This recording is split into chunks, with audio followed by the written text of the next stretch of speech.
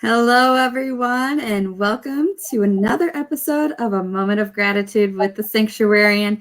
Today, I am so excited to welcome Miss Tracy Lukes to this episode, and we're going to learn a little bit about the work she does. So, Tracy, if you want to go ahead and just tell us a little bit about what inspired you to start your business.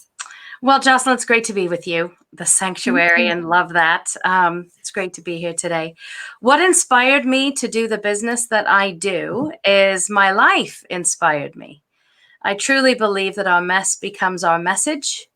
And I will tell you that, so I work with parents and teens, parents and kids, really, family systems.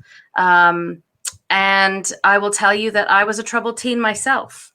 I had I just had a really rough time and had some experiences that impacted me greatly. And I didn't have the support, the way we have support these days. There was no coaching back then when I was growing up, and therapy wasn't necessarily, at the time, it wasn't the thing to do. And I could have used some support when I was growing up. And so because of that, I work with families. I help parents and teens break those cycles of drama and stress and disconnection so that they can really, frankly, be happy and enjoy each other and have a relationship that they really want. So that's why I do the work I do, is because of my own life and what was missing in my childhood, and what my parents didn't know, because you don't know what you don't know. And so I help parents become better parents, right? And teach that we're grounded in their greatness. So that's fantastic. And with the 2020, the way it's been, and with the pandemic, have you seen any changes in the way that you work with your clients, or even just the general atmosphere at home? Because like you said, you're raising two teens yourself and navigating this whole thing of what do we do during a pandemic? Yeah. So yes, as you said, I am raising two teenagers on my own as a single parent. And I coach teens and families. And yes, there is a lot of stress these days, a lot of stress, more stress than normal, because where we had sports and busy schedules and things like that that kind of diffuse any issues, or at least not put the kind of attention to the issues that is there now. Those events have gone away because of COVID. And so we're having to be with each other more now than we ever have. And so where the issues were, they've just gotten worse, typically, unless families have been able to really work through and develop those deeper connections with each other, which means, frankly, having those difficult conversations and clearing, frankly, a lot of that which has not been addressed, that's needing to be addressed. So a lot of that going on because of COVID, a lot of unknown territory, right? Parents, we've never had to be teachers. We've never had to teach school. We've never had to, we've not had to be the ones really keeping an eye on or dealing with screen time quite the way we're having to now as a result of COVID. And so it's just, there's a multitude of things that are coming up in our families as parents, and both kids are struggling with missing their friends. So there's that whole socialization piece as well.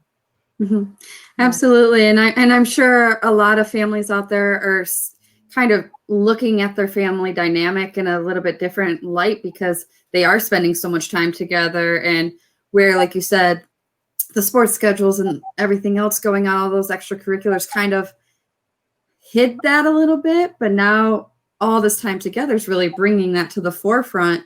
And that's why we need people like you that can help have that conversation with them, and help facilitate those conversations and give them kind of the guidance that they may have not known they needed through these times. Absolutely. I mean, the quality of conversations in families really determines the quality of your life.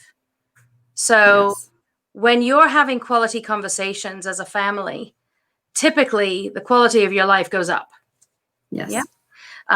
The lack of conversations, those things that are the issues that are in the space, but they're not being addressed, they create a huge chasm and disconnection. And so more now than ever, parents are needing to be communicating with their kids.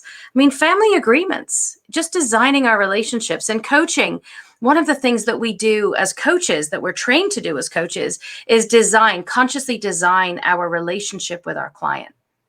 Mm-hmm. I teach this in families because as parents and as kids, when we can design our relationship, really talk about the things that are important to each of us so that we can really understand what is important to each of us in our family, right? And we can make agreements around how to be with each other when things aren't going well, when we can make requests and let one another know what we need and how do we want to feel supported and how do we want to deal with the breakdowns, right? Mm-hmm. All of that. When we can have those kinds of conversations, life can get better.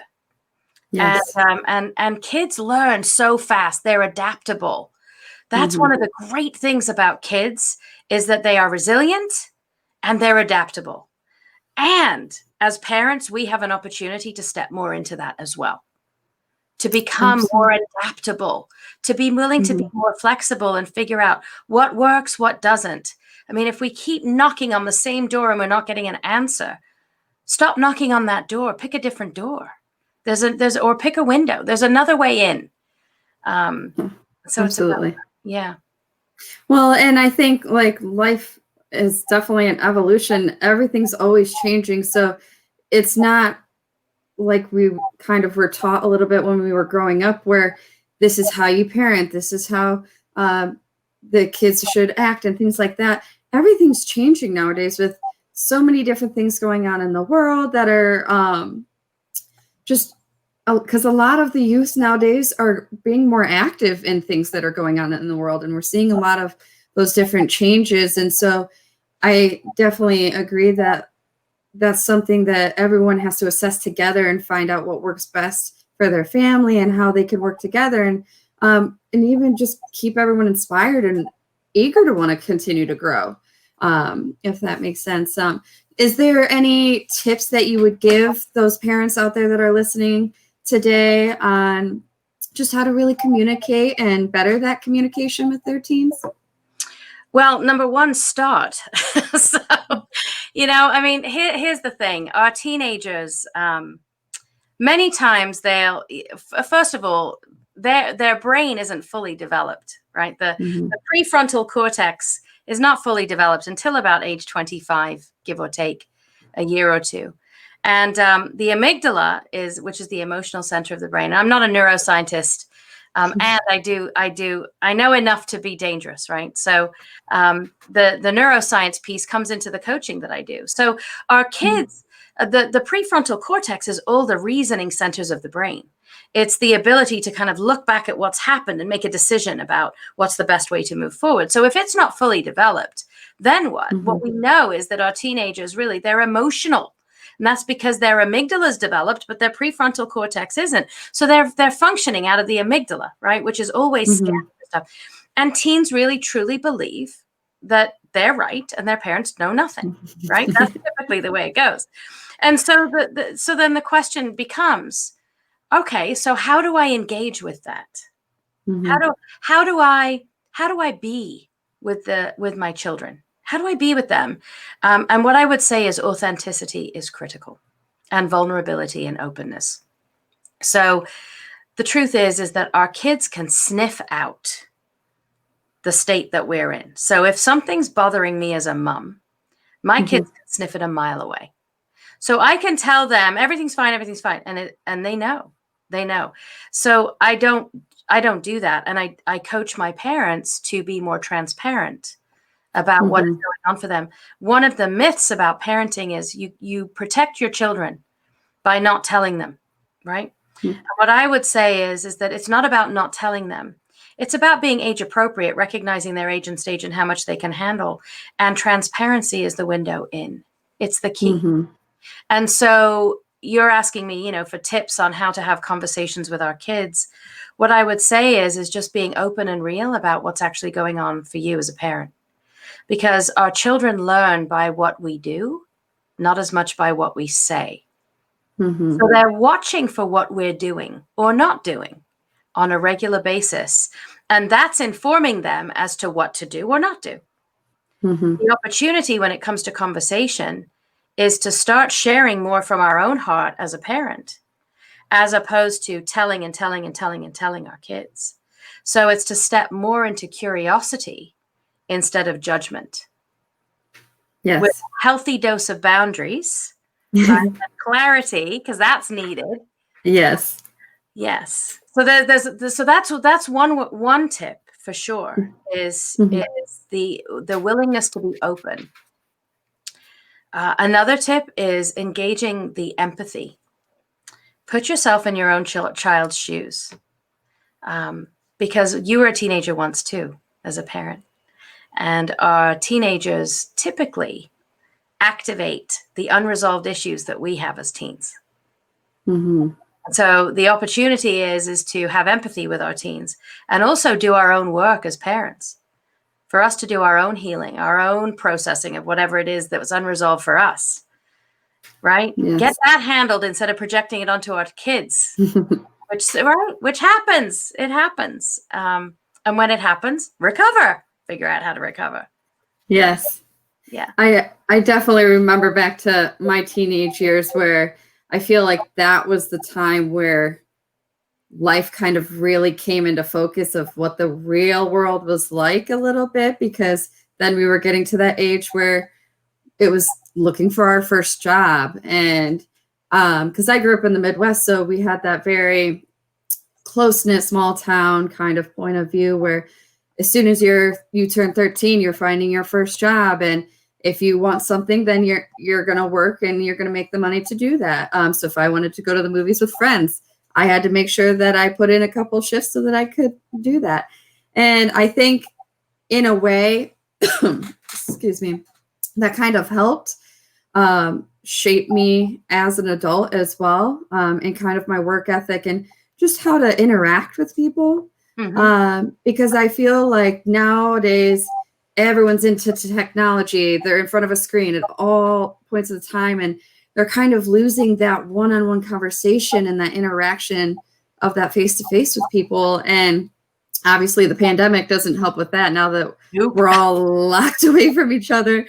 But I think that really helped me learn how to communicate with individuals of all ages, and kind of learn that respect and kind of what's the word I'm looking for? Kind of not etiquette, but how you present yourself to people and making sure that you are giving them the true you. I think so you're to talking speak. about social graces, right? And Yes. the way to engage with people. Mm-hmm. In a way, because the online social media, oh my gosh, you're absolutely right. There's a lack of FaceTime, and with COVID, it's so much worse. Mm-hmm. And one of the things that I'm gonna tag on to what you just said around having a purpose or having something to do that's Mm-hmm. useful. One of the things that we know social media is doing is it's taking our kids, and they're no longer present in the present moment. They are living in, whatever that social media is. And Mm-hmm. they're living vicariously through other people that they're watching and scrolling through, as they're like scrolling and scrolling, liking, double clicking, all of that. You're speaking to the fact that it's important for kids to have something to be working toward, to have some kind of a goal. And Yes. I do think that in our culture today, I think that a lot of that is not a lot. Some of that's getting lost, because especially in communities of affluence, where where kids, they don't have to work. But the truth of the matter is that when our kids have a job to do, there's something fulfilling about that. There's something meaningful about it. They'll find meaning in it, even if it's bagging groceries. Or working in a restaurant, bussing tables. Now, I know in COVID that's a little different, but doing takeout at a restaurant. My 17-year-old currently has a job at a restaurant, and she's doing amazing. That's a huge social outlet for her. They're wearing masks and gloves, and they're doing everything according to COVID guidelines and or the CDC guidelines, and it's been important for her. What it's done is it's mitigated the time that she's been on social media. which she recognizes. Actually, this is an important point that I want to bring up. Having our kids recognize the impact of whatever it is that they're doing on their energetic level. For example, there was a TV show that I used to watch, The Americans. I don't know if any of you watching remember The Americans. The Americans was about KGB agents that they were spies. They were Russian spies in America, and it was back in, I think, the 60s or 70s is when the time period of this particular show was representing. And I would watch that show, and I would notice that my energy would go down. I would get into a little bit of anxiety. I would get on any given, not all the time, but on certain given moments. So I had to start monitoring myself and managing when I was going to watch The Americans. Like, was I in a good space to be able to watch it and not go down the tube? Or was I in a bad energetic space, and so probably not a good show for me to watch? It's no different with kids on social media. So if our kids can recognize their emotional, energetic state in any given moment, they are going to be much more capable of making healthy choices for themselves around what actually feels good, what doesn't. At the end of the day, had to have a conversation with my 14-year-old about Fortnite. Loves Fortnite, right? Oh my God, the bane of my existence. And you know this, Justin. You know this. Yes, I do. Conversations. And we actually had a really great conversation along with our chiropractor, because she's known my kids since they were born. And we had a conversation around Fortnite and the impact of Fortnite on my son. And he was actually able to recognize what Fortnite does to his overall state of being, with some prompting and questions, right? It's a little bit of support to help to figure that out. He got to that place, though, where he realized that at a certain point, he hits the point of diminishing returns. In other words, he's getting these dopamine hits, but it's actually zapping his energy, and it's kind of frying his brain. Yeah. He can't think clearly. He would lose track of time. And there were all of these other things. So this is all an important piece for our kids today, is the impact of social media, screen time, gaming on their brains and their overall energetic state. And what kinds of conversations are we as parents having with our kids around the energetic state? Not just around the concept of, I just don't want you to be on the screen because I hate the game because it's killing people. Okay. That's one conversation to have. There's the other conversation about overall well-being. And how is this contributing to your overall well-being? Yes. It is an addiction. We know that there's a link, the dopamine receptors in the brain with games like Fortnite. It's like dopamine hit after dopamine hit after dopamine hit, and it creates an addiction. And so the number of dopamine receptors goes down. So we need more dopamine to get the same rush, which ends up frying the brain. And so, so it's a conversation to have and to continue having with our kids about what lights them up, what energizes them, and what zaps them. So that's another way in. It's another conversation to have, a different kind of conversation. You know, what's your energetic state? How do you feel? Notice how you feel. How do you feel after you're done gaming? Here's what I notice about you when you come up after playing 3 hours of Fortnite. You're aggressive. You're mean. You say nasty comments. It hurts my feelings. What do we want to do about that? Yes. And I think it too, like having that balance of the different outlets that can kind of give you that same kind of stimulation without having to be glued in front of a screen. I was big in sports when I was younger, and so that was a huge outlet for me, where I could work out frustrations and then be able to be calm enough to have that conversation with my parents if something was bothering me. Or I grew up with twin brothers, and let me tell you what, that was rough. So being the big sis, it was not easy. And so I learned a lot of patience, and having those different outlets, finding what helps me kind of cope and deal through that different things that I'm going through in life, and making sure that I'm getting something back from it, that it's feeling rewarding for me as well. Yeah. I felt was very important. I love what you're talking about, though, Jocelyn, is you're speaking about knowing actually what helps you to be your best self. And this is another tip for parents. The energy that you come from as a parent directly impacts your family. So whatever your state of being is, that's being projected out, right? So if you're agitated and irritated or exhausted, or whatever the case may be, that's being projected out. So the question is, first of all, number one, how aware are you of your current state of being? That's the first question. Once you become aware of it, then what are you going to do about it? So managing our state as parents is paramount to how we show up each and every day. And I will tell you, it's an ongoing process for me. Right? Of I get irritated, I get frustrated, I have to reset, I have to own it, take responsibility for it, and then redesign moving forward. And I will tell you that there are certain go-tos. I mean, just this morning, I had to put on music to change my energetic state, right? Because I was starting to kind of go low, I was having one of those, like an imposter syndrome attack. Like, who am I to be doing this work? Who am I really? Am I really making a difference in the world? And the truth of the matter is, yes, I am, right? And there's that voice in the head, because we all have the conversation going on in our head. Yes. And so I was at a choice point, because I could see how I was feeling. And I've got to decide, okay, I need to manage my state. So what state am I going to manage into? And so I knew that I needed to put on, and my go-to song is Jason Mraz, Have It All. And I put that, and I had it on repeat. And so I was dancing around my house, singing the song, because it really is about, like, I want everyone to have it all. Like, that's why I do the work I do. I want families to be happy. I want kids to be happy.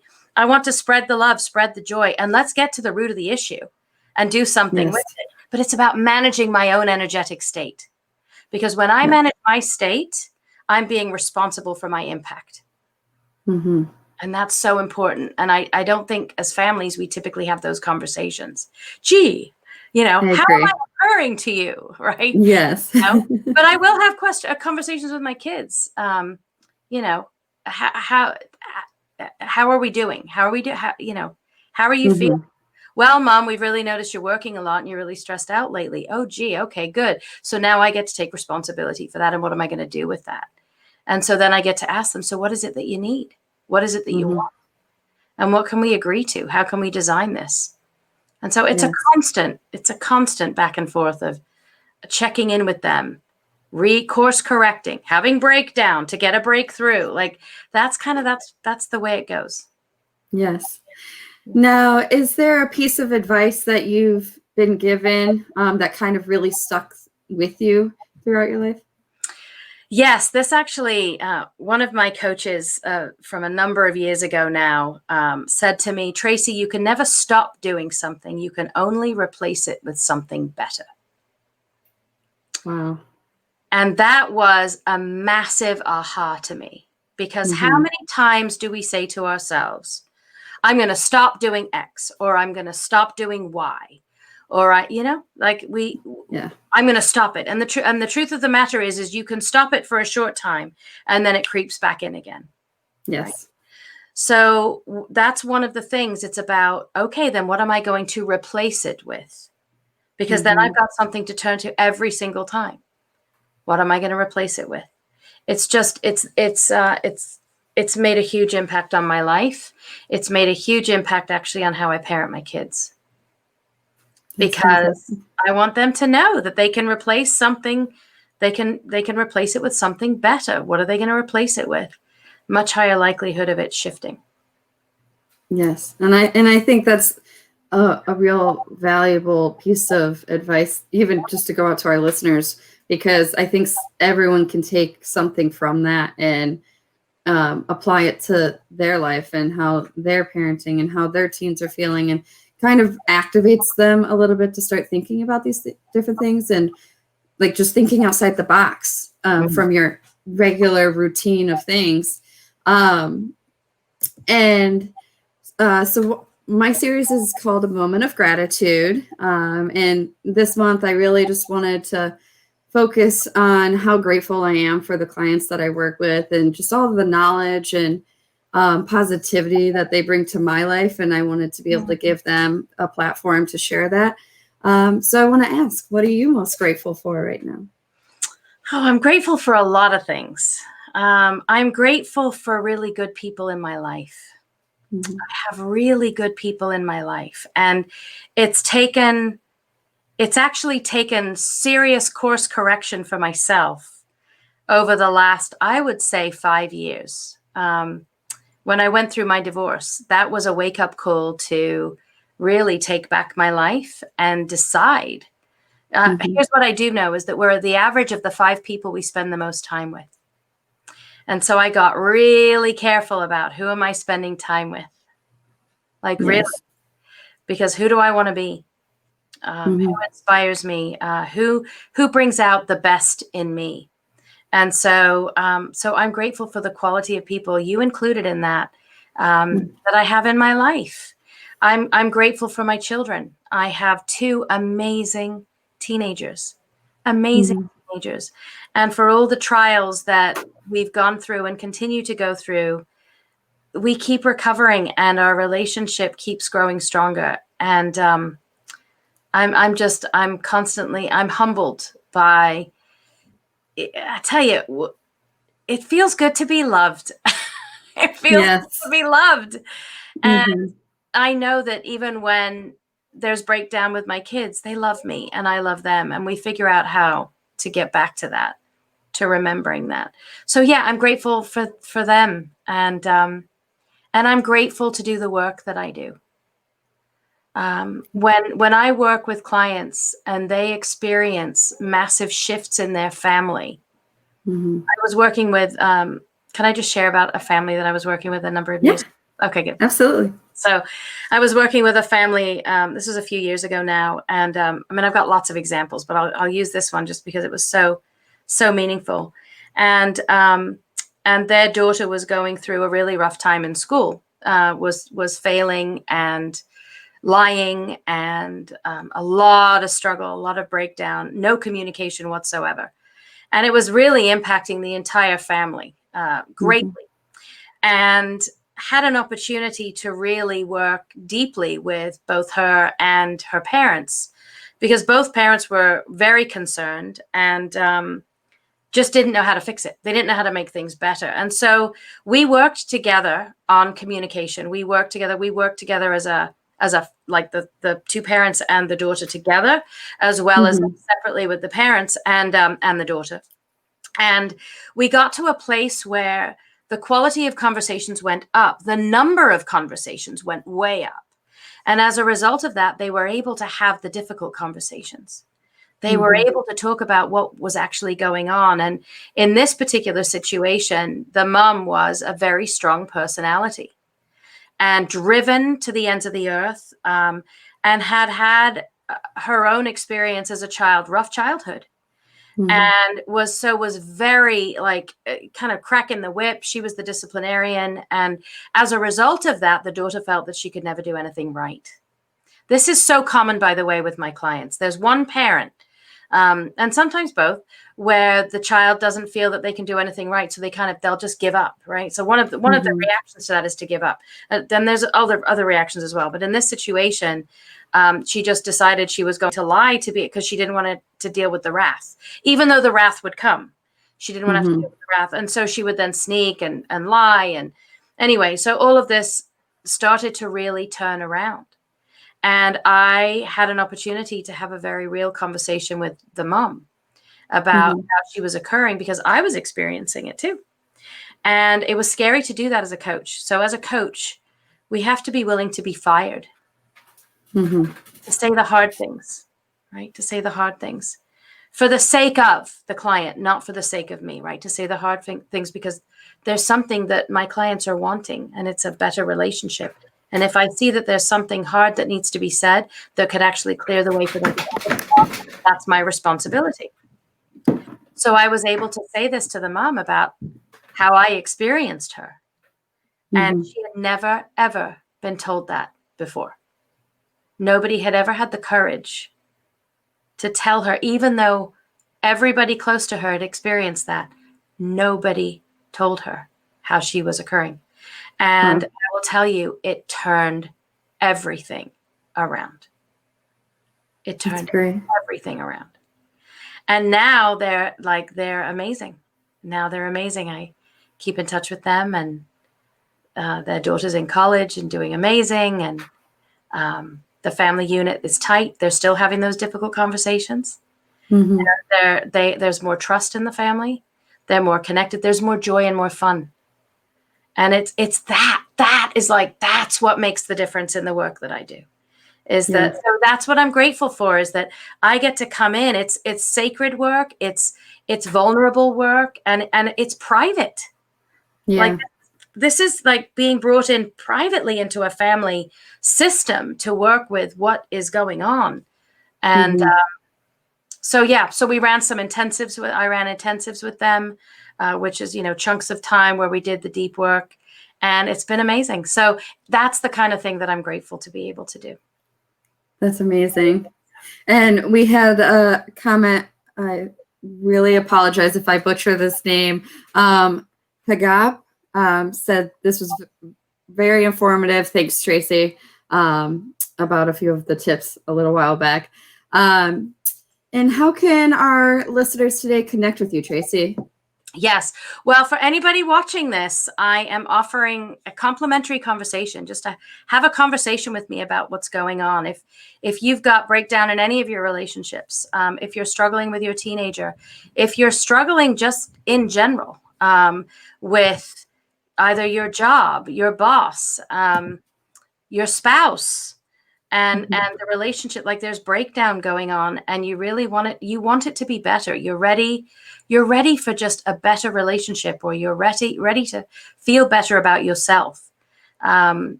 If you've got teenagers that there's breakdown happening in the family, you're not talking, concerned about them, reach out to me. Let's have a conversation.